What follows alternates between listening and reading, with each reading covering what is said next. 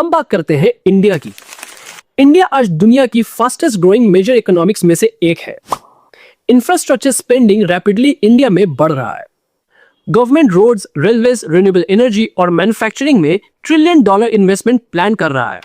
इसी वजह से ग्लोबल एडवाइजरी फर्म्स इंडिया को ह्यूज अपॉर्चुनिटी के रूप में आज देख रहे हैं। रॉथस्चाइल्ड इंडिया में मेनली 3 सेक्टर में इंटरेस्ट रख सकता है: infrastructure finance, renewable energy deals और कॉर्पोरेट मर्जर्स एंड एक्विजिशन।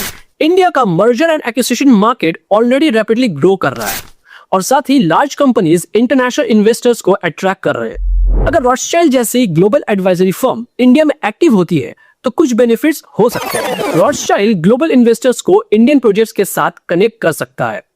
इससे इंफ्रास्ट्रक्चर और स्टार्टअप्स को फॉरेन इन्वेस्टमेंट मिल सकते हैं। ग्लोबल एडवाइजरी फर्म्स के पास डिकेड्स का एक्सपीरियंस होता है।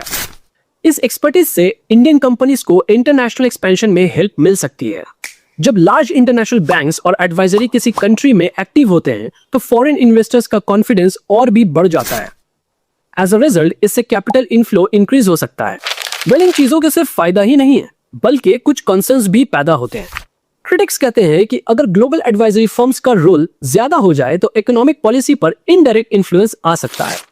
इंटरनेशनल फर्म्स का प्रॉफिट का लार्ज पोर्शन कंट्री से बाहर भी चला जाता है, यानी एडवाइजरी फीस फॉरेन हेडक्वार्टर्स को ट्रांसफर हो जाते हैं। कभी कभी एडवाइजरी फर्म्स गवर्नमेंट को पब्लिक एसेट्स प्राइवेटाइज करने की एडवाइस भी देते हैं। अगर रेगुलेशन स्ट्रांग ना हो तो पब्लिक एसेट्स प्राइवेट कंट्रोल में भी चले जाते हैं।